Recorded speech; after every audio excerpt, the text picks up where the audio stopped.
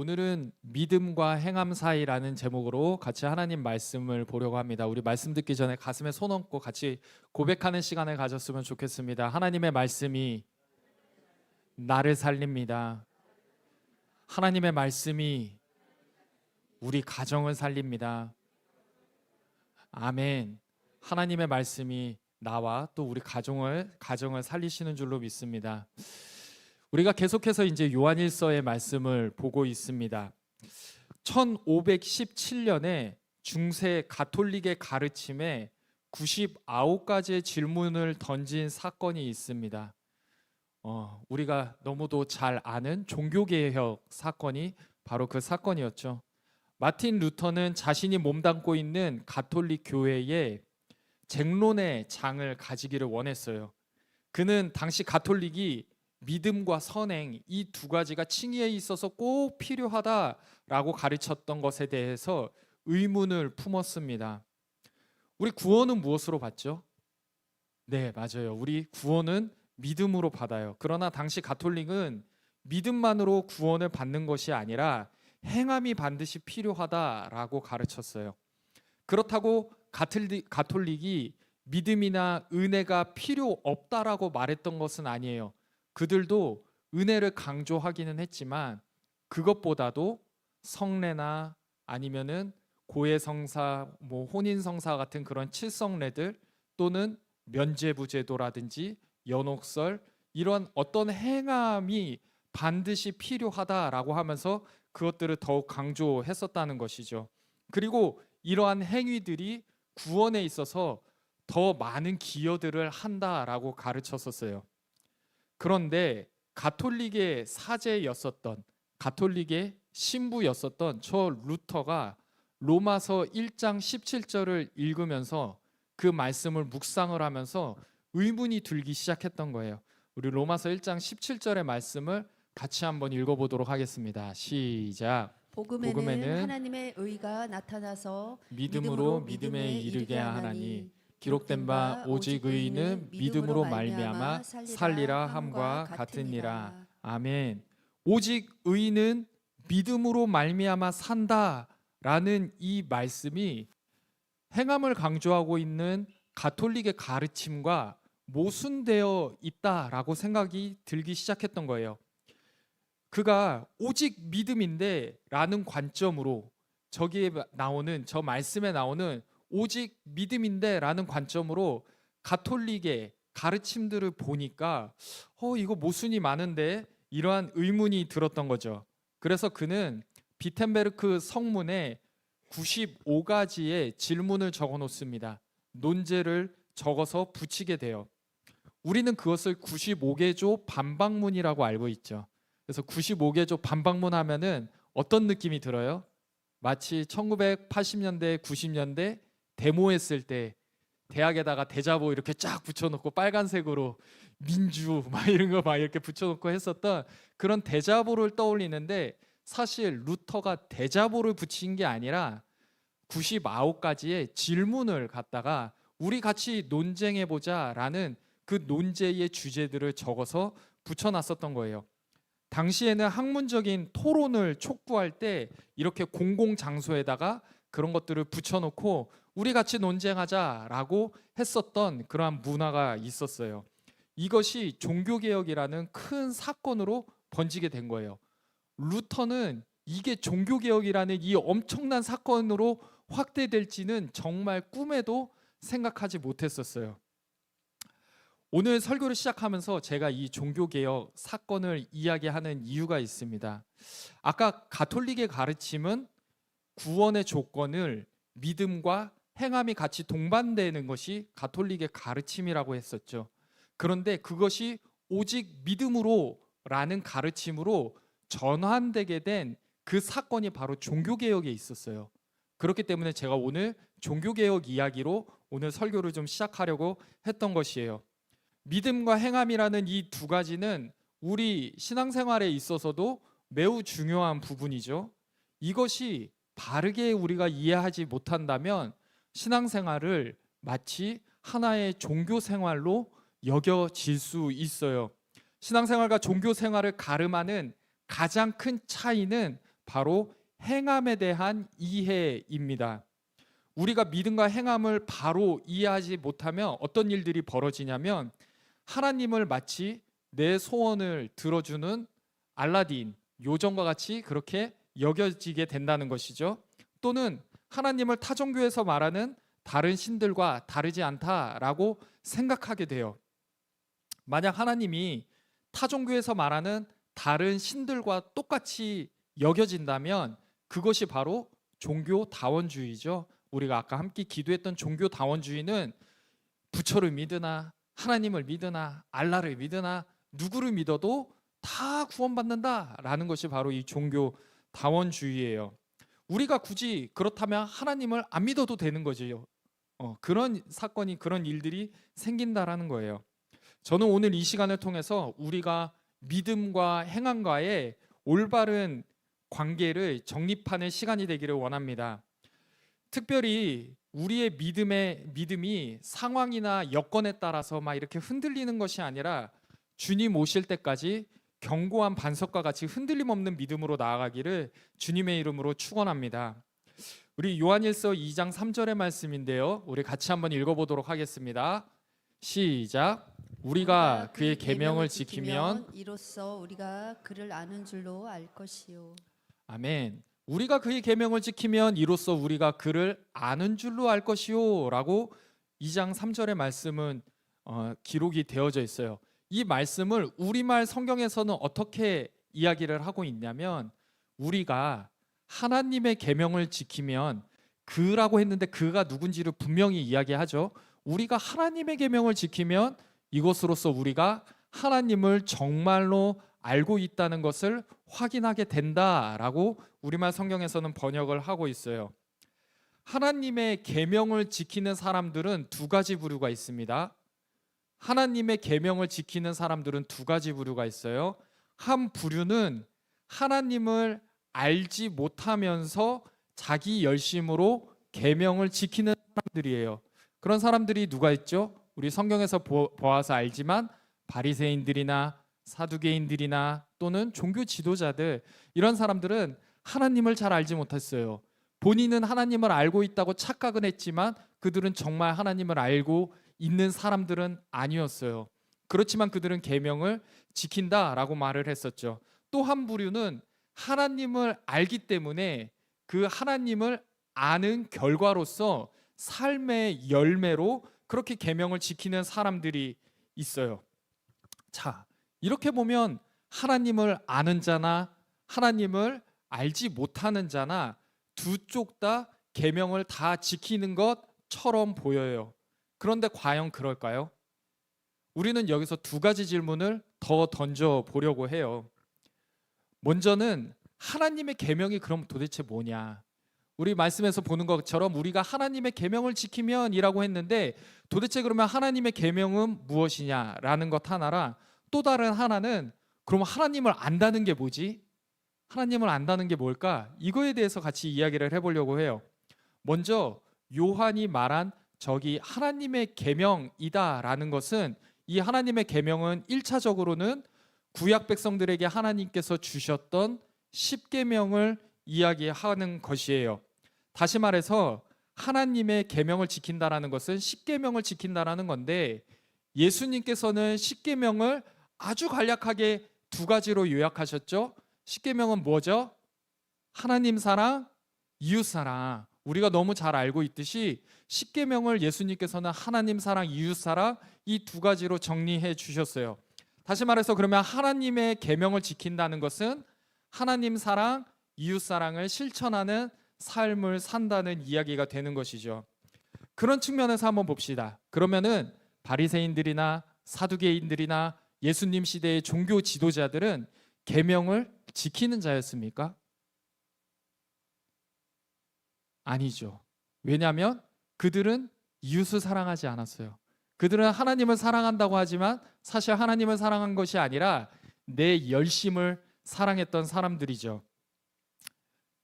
그들은 하나님에 대한 열심은 있었을지 모르지만 하나님에 대한 사랑, 이웃에 대한 사랑은 없었어요. 그래요. 우리도 마찬가지로 사랑 없이도 여러 가지 일들을 교회 안에서 할 수 있어요. 사랑 없이도 전도할 수 있어요. 사랑 없이도 찬양단 봉사할 수 있고요. 사랑 없이도 식당 봉사라든지 청소, 또 교사도 사랑 없이 할 수 있어요. 심지어 뭣도 할 수 있는지 알아요? 사랑 없이 목회도 할 수 있어요. 엄청나죠? 사랑 없이도 할 수 있어요. 이러한 일들이 겉보기에는 계명을 잘 지키는 것 같아요. 보여지는 모습으로는 하나님도 사랑하고 이웃도 사랑하기 때문에 교사도 하고 봉사도 하고 청소도 하고 전도도 하고 심지어 목회 길까지 가는 거 아니야? 이렇게 보여질 수 있다라는 거죠. 그렇게 생각될 수 있다라는 거예요. 그러나 이러한 모습은 사실 사랑이 없이도 가능하고 사랑이 없기 때문에 사실 이것은 계명을 지키는 거다. 하나님께서 말씀하셨던, 예수님께서 말씀하셨던 계명을 지키는 거다라고 말할 수는 없는 일이죠. 이것은 단지 자기의 열심일 뿐이에요. 그러면 어떻게 하면 진정으로 우리는 계명을 지킬 수 있을까? 어떻게 하면 진정으로 하나님께서 말씀하신, 예수께서 말씀하신 그 계명을 지킬 수 있을까? 요한은 그 방법이 우리가 하나님을 알아야 한다라고 이야기를 하고 있어요. 어떻게 해야 된다고요? 우리가 하나님을 알아야 한다라고 이야기를 하고 있어요. 하나님을 진정으로 아는 자는 반드시 하나님 사랑과 이웃 사랑이 열매로서 나타나게 돼 있어요. 말로는 안다고 순종한다고 하면서도 행함이 뒷받침되지 않는다면 그것은 진짜로 아는 게 아니죠.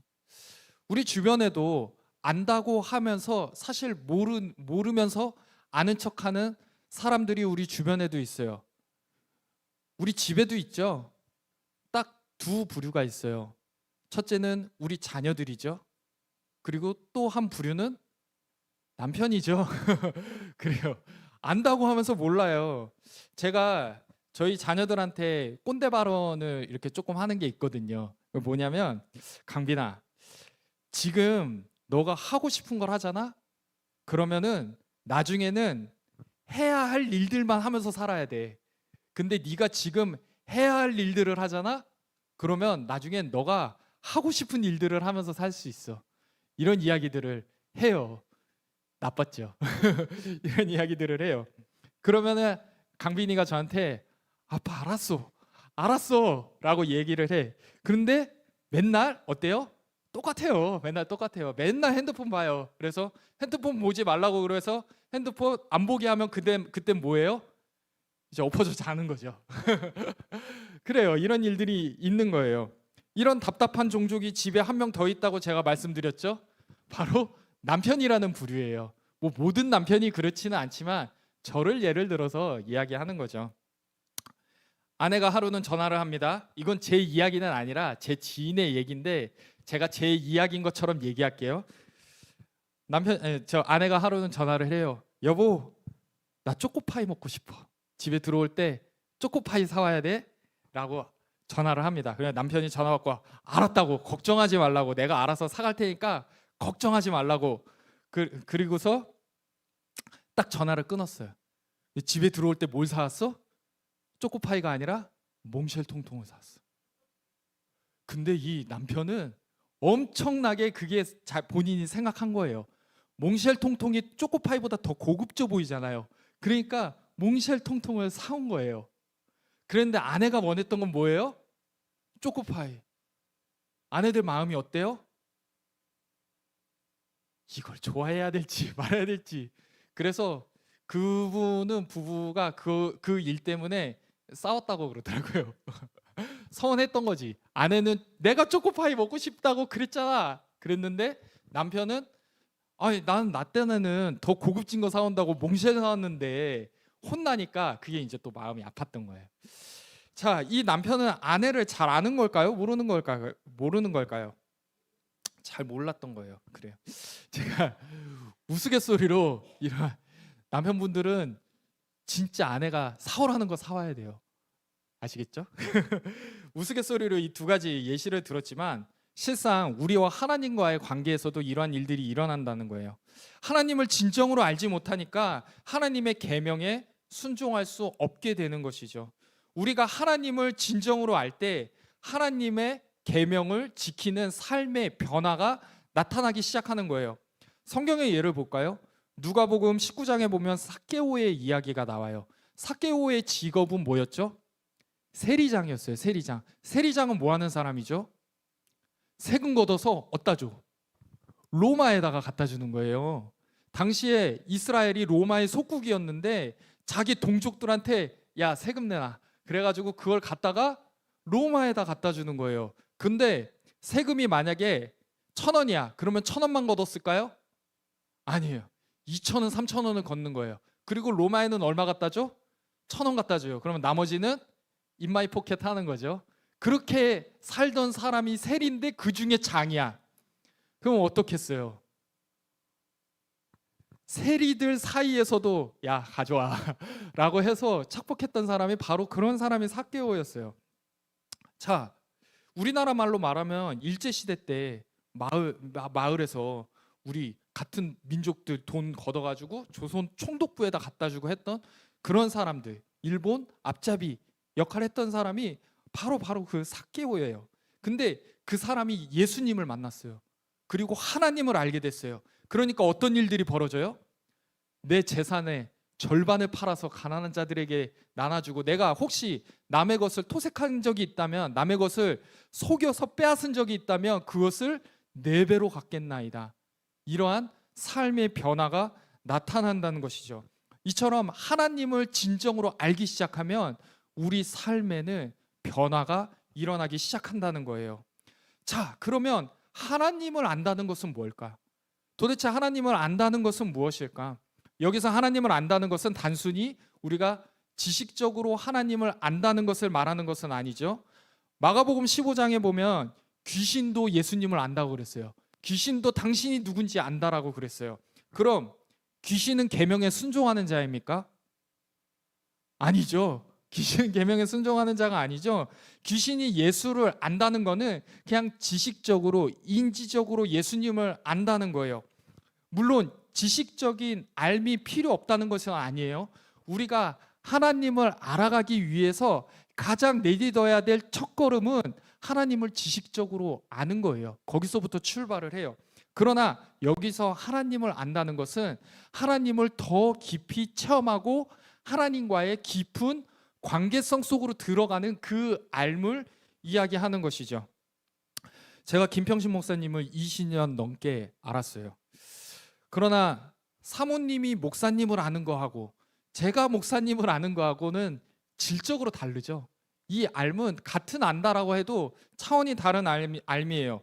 심지어 놀라지 마세요, 여러분. 저는 은평이보다도 먼저 목사님을 알았어요. 저는 은호보다도 먼저 목사님을 알았어요. 그러면 제가 목사님을 아는 것과 은호, 은평이가 목사님을 아는 것이, 제가 목사님을 더 많이 알았다고 해서 제가 더 많이 알까요? 아니죠. 은평이, 은호가 더 많이 알 거 아니에요. 그래요. 하나님을 안다라는 거, 우리가 하나님을 안다라는 것은 그런 알미예요. 하나님에 대한 깊은 관계성 속에서 믿음이 형성되어져 있는 그러한 상태, 그것이 바로 하나님에 대해서 진짜 안다라는 것이죠. 하나님과의 깊은 관계성 속에 있는 사람은 삶 속에서 하나님의 사랑, 이웃 사랑을 지키면서 살아요. 하나님의 계명을 지키면서 산다는 것이죠. 그것이 바로 하나님을 아는 사람의 삶이다라는 것을 요한은 말하고 있는 거예요. 즉 하나님에 대한 믿음이 하나님 사랑, 이웃 사랑이라는 삶의 결과로서 나타난다라는 거예요. 우리는 여기서 중요한 사실 한 가지를 짚고 넘어가야 돼요. 그거는 바로 믿음과 행함과의 관계예요. 이 문제가 중요한 이유는 구원의 문제와 관련이 있기 때문에 그래요. 믿음과 행함의 문제를 이야기할 때 생각해 보아야 하는 것이 예정교리예요. 예정교리. 이게 좀 어려운 문제인데, 이게 좀 어려운 문제기는 하지만 우리 믿는 사람들도 이 예정교리에 대해서 궁금한 부분이 분명히 있거든요. 오늘 그 부분을 살짝 짚고 넘어가려고 해요. 예정교리라는 것은 칼빈이라는 신학자가 정리하고 주장했었던 그런 교리예요. 칼빈이 말하는 예정이란 무엇이냐면, 하나님의 주권적인 뜻으로 어떤 자는 생명으로, 어떤 자는 사망으로 예정된다는 거예요. 다시요. 칼빈이 말하는 예정은 뭐냐면 하나님의 주권적인 뜻으로 어떤 사람은 생명으로, 어떤 사람은 사망으로 예정된다는 거예요. 그러면 이런 예정 교리를 처음 딱 들으면 우리 마음속에 반감부터 생기죠. 아니 그러면 하나님이 누구는 천국의 백성을 삼으려고 만들고 누구는 지옥불에 넣으려고 만들고 이랬단 얘기야? 이런 질문들 받아보신 적이 있나요? 이런 궁금증들을 가져보신 적이 있나요? 이런 말들이 있다는 거죠. 그러나 사실 이 예정론은 너는 태어나면서부터 천국, 너는 태어나면서부터 지옥, 이거를 구분하려고 만들었던 게 아니에요. 이것은 예정론에 가지고 있는 오해죠. 칼빈이 활동하던 시기는 종교개혁의 초창기예요. 칼빈이 활동하던 시기는 종교개혁의 초창기야. 칼빈이 제네바에서 목회를 하고 있었거든요.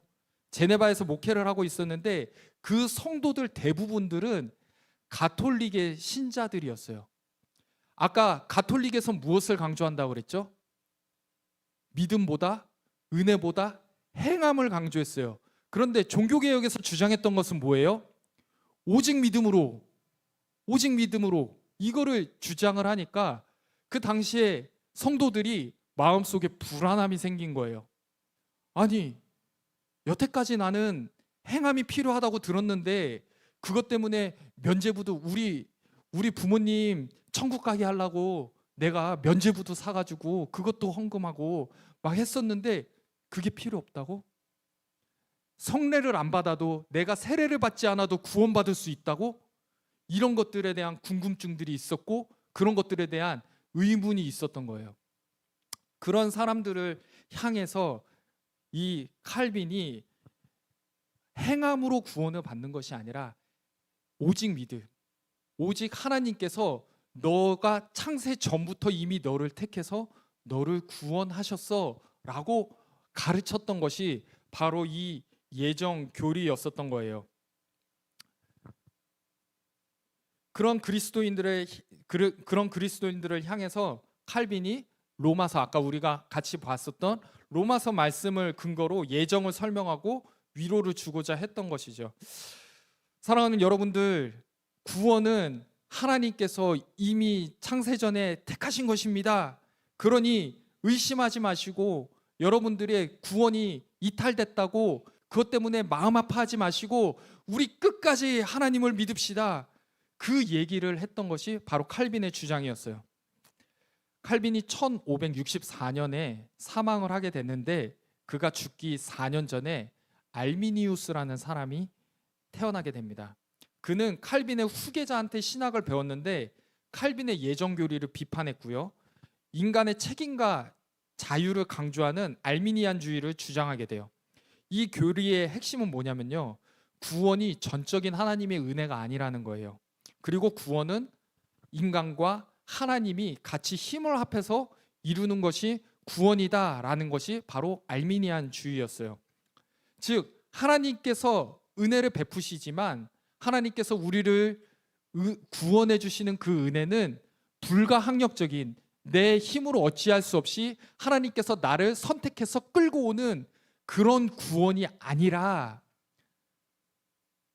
구원의 은혜가 있을 때 제가 믿겠습니다 라고 나아가야 구원을 받겠다는 게 바로 그것이 알미니안주의예요.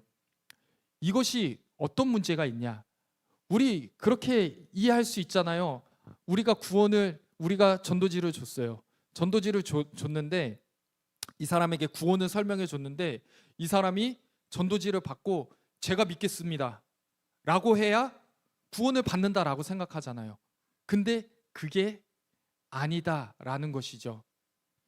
그것이 갖는 문제는 뭐냐면 내가 믿기로 결정하면 구원받을 수 있다라는 것은 내 안에 하나님을 믿을 선이 있다라는 말이에요.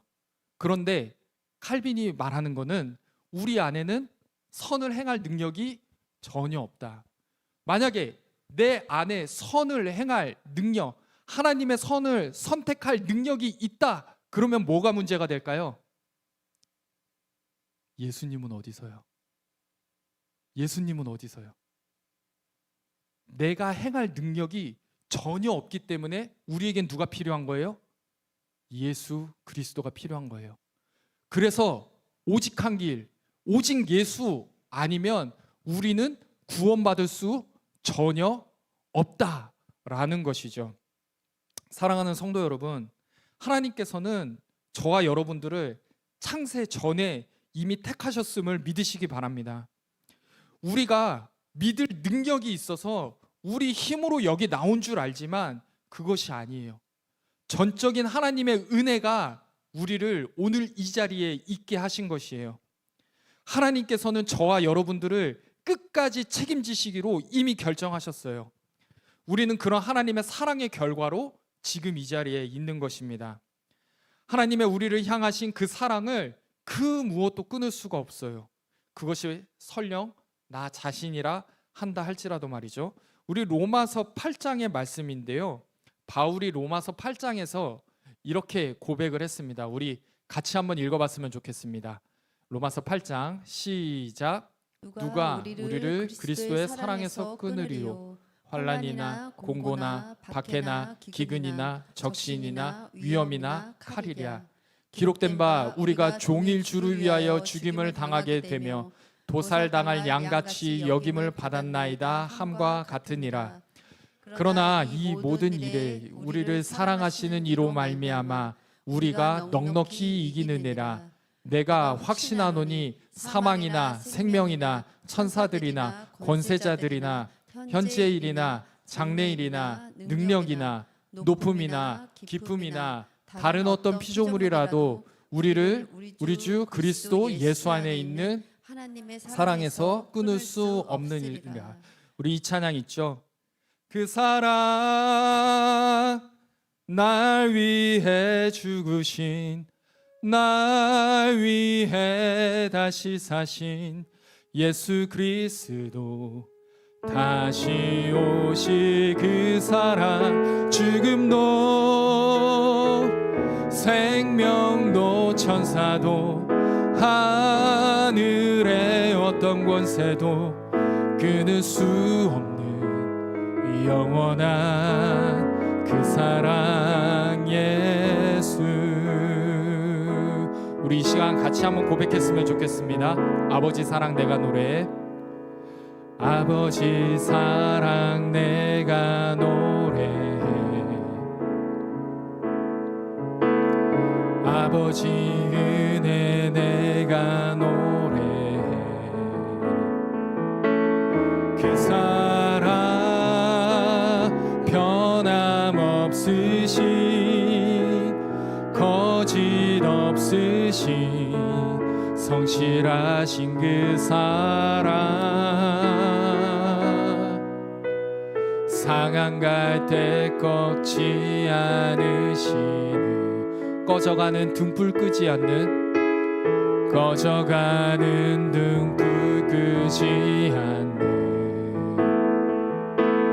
그 사랑 변함없으신, 거짓 없으신 성실하신 그 사랑,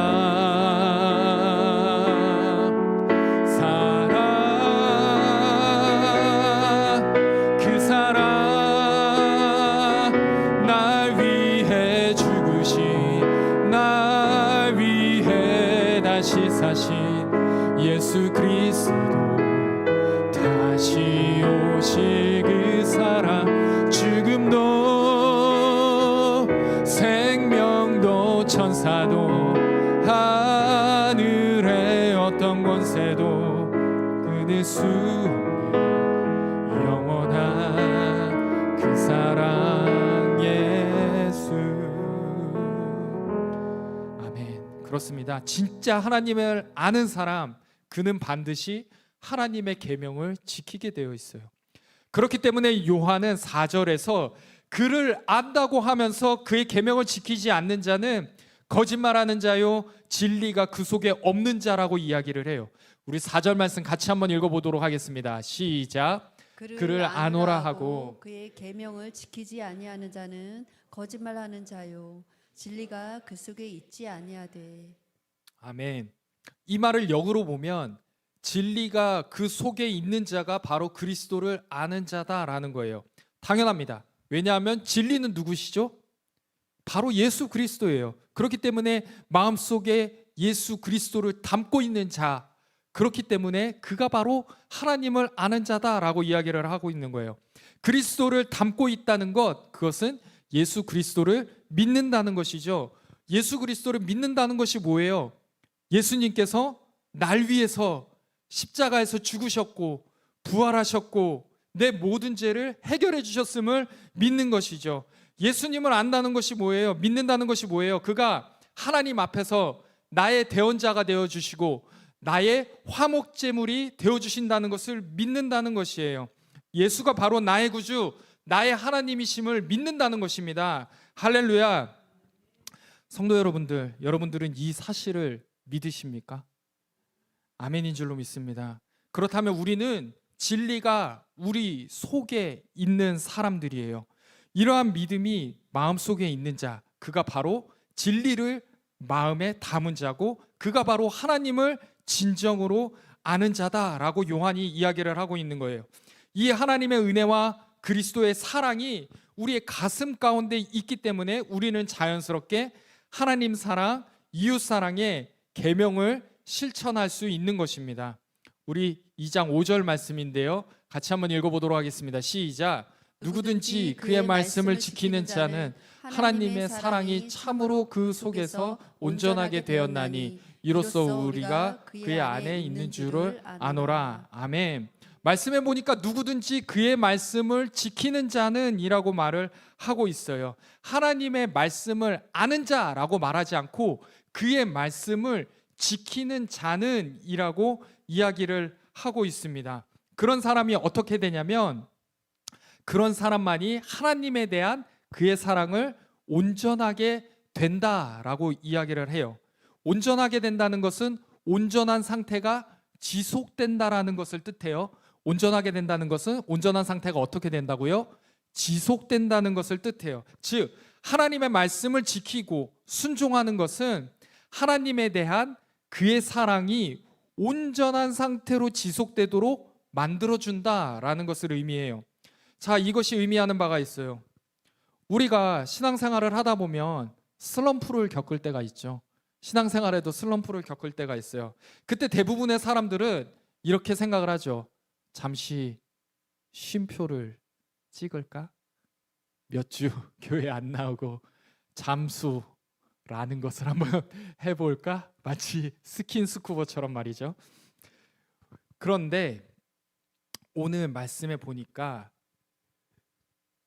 그렇게 하는 것은 오히려 슬럼프를 더 길게 가져가는 일이고 오늘 말씀에 보면 하나님 사랑, 이웃 사랑을 실천하는 것, 하나님 사랑, 이웃 사랑을 실천하는 것, 그것이 나를 하나님에 대한 사랑을 온전한 상태로 지속되도록 만들어준다라고 이야기를 하고 있어요. 문제가 생기면 피하지 말고 하나님 앞에서 승부를 보아야 합니다. 그 문제를 가지고 기도의 자리로 나와야 돼요. 어떤 사람과의 관계에 문제가 생겼습니까? 쉼표를 찍지 마세요. 쉼표를 찍지 말고 그 문제를 들고 하나님 앞에 나와야 합니다. 신앙생활을 열심히 하려고 마음을 잡으면 왠지 일들이 막 꼬여요. 내가 원하지 않는 상황들이 나를 힘들게 하는 일들이 벌어져요. 근데 그거 너무 당연한 거예요. 왜냐면요, 신앙생활은 영적인 싸움이거든요. 주도권 싸움이에요. 영적인 주도권 싸움이기 때문에 그 주도권을 누가 잡을래? 하나님이 잡냐? 마귀가 잡냐? 이 주도권 싸움이 우리의 영적 싸움이기 때문에 당연한 거예요. 우리가 신앙생활 열심히 하는 건 마귀는 제일 싫어해요. 그렇기 때문에 어떻게든 교회 못 나가게 하고 어떻게든 자기 합리화시켜서 하나님과의 관계를 단절된 상태로, 그래서 예수의 피가 아무런 효과를 미치지 못하게 만드는 것이, 그것이 바로 사탄의 전략이라는 거죠. 그 문제를 가지고 숨지 말고 우리는 하나님 앞에 나와야 돼요. 마귀가 원하는 것은 그 문제를 끌어안고 꽁꽁 숨어서 하나님과의 관계가 죽을 때까지 단절돼 버리는 거. 그게 바로 마귀의 전략이라는 것이죠. 마귀가 원하는 대로 살겠습니까? 하나님의 말씀대로 살겠습니까? 우리는 하나님의 말씀대로 살아야 되는 줄로 믿습니다. 이번 주 다음 주가 대부분 학생들의 시험 기간이에요. 시험 문제가 보면 어려운 문제만 있나요? 아니요, 쉬운 문제들도 있어요. 그 어렵다는 수능 시험도 1번, 2번 문제는 그래도 좀 풀 수 있는 쉬운 문제들이 나오죠. 누구나가 다 맞출 수 있는 문제들이에요. 그럼 실력은 어디에서 판가름이 나요? 어려운 문제에서 판가름이 나요. 실력은 어려운 문제에서 판가름이 나요. 세상의 문제는 그 문제를 내가 풀어야만 나를 실력 있는 사람으로 인정해줘요. 어려운 문제를 잘 풀수록 그 사람은 실력 있는 사람이다 라고 인정을 해줘요. 그러나 신앙의 실력자는 달라요. 신앙의 실력자는 달라요. 진짜 신앙의 실력자는 누구냐? 문제를 들고 기도의 자리로 나오는 사람이 실력자예요. 왜냐? 그 문제를 누가 풀어요? 그 문제는 내가 푸는 게 아니에요. 그 문제는 내가 푸는 게 아니라 하나님께서 그 문제를 푸시기 때문에 그 문제를 가지고 하나님 앞에 나오는 사람, 그 사람이 바로 진짜 신앙의 실력자인 것이죠. 저는 우리 모두가 신앙의 진짜 실력자가 되기를 주님의 이름으로 축원합니다. 그런 사람들이 많아질수록 우리 사랑생교회는 영적인 실력을 더욱더 갖춰가는 것이고 거기서부터 진정한 교회의 부흥이 시작되는 거예요. 저는 저와 여러분들이 이러한 신앙의 실력자가 되기를 다시 한번 주님의 이름으로 축원드립니다. 우리 이 시간 같이 찬양했으면 좋겠습니다. 믿음과 삶이라는 찬양인데요, 우리가 말로만 믿는 것이 아니라 삶으로 우리의 믿음을 나타내는 또 그러한 우리가 되기를 간절히 결단하는 마음으로 같이 찬양했으면 좋겠습니다. 믿음과 삶을 살아내는 실력이 너무나 다른 내 모습을 볼 때에 이 모습도 주가 사랑하실까? 자신 없는 내 모습 그저 주님 앞에 있네. 나 같은 자도 사랑하여 주시고 한 번도 나를 떠나지 않으셨네. 아픔 속에 주를 작게 여긴 나 꾸짖지 않으시고 내 손 잡아주시네. 오직 주님 안에 두려움 없네. 고난을 통해 날 만드심을 믿네. 주님만이 내 모든 것 되시네. 주의 강한 손 날 붙드시네. 오직 주님 안에 소망이 있네. 내 삶을 통해 영광 받으신 주님만이 내 모든 것 되시네. 주의 선하심 나 노래하네. 오직 주님 안에 오직 주님 안에 두려움 없네. 두려움 없네. 고난을 통해 날 만드심을 믿네. 주님만이 내 모든 것 되시네. 주의 강한 손 날 붙드시네. 아멘. 오직 주님 안에 소망이 있네. 내 삶을 통해 영광 받으신 주님만이 되시네. 주의 선하심 나 노래하네. 우리 이 시간 오늘 말씀 생각하시면서 같이 기도하고 돌아가는 밤이 되기를 원합니다. 사랑하는 성도 여러분, 이 시간 잠시 한번 눈을 감아 볼까요?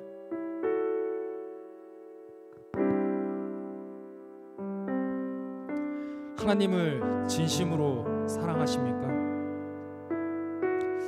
하나님이 정말 내 인생의 해답이십니까? 지금 이 세상에서의 해답도 하나님이고, 죽음 이후에 펼쳐질 세상에서의 해답도 오직 하나님 한 분이십니까? 만약 그렇다면 오늘 나는 어떤 모습으로 살고 있습니까? 우리가 가진 우리의 믿음을 어떻게 주께 보이고 있습니까? 혹시 나는 하나님을 안다고 하면서, 혹시 나는 하나님을 믿는다고 하면서 내 말만 그런 건 아닙니까? 오늘 나의 신앙의 수준은 어디에 있습니까? 과연 나는 믿음의 실력자인가요? 그렇습니다. 여러분들, 사랑하는 성도 여러분들, 우리 삶의 문제를 들고 주 앞에 나오십시오. 문제는 내가 푸는 것이 아니라 하나님께서 푸시는 겁니다. 그 문제를 들고 나아오는 사람이 진짜 신앙의 실력자요, 그 사람이 하나님을 아는 사람이고, 그 사람이 예수 그리스도가 정말 마음 안에 있는 사람입니다. 이 밤에 기도하실 때 성령님이여 나의 모습을 조명하여 주시옵소서. 그리고 믿음이 행함으로 이어져 진정한 믿음의 실력자가 되게 해달라고 이 시간 다 함께 결단하며 기도하도록 하겠습니다. 기도합니다.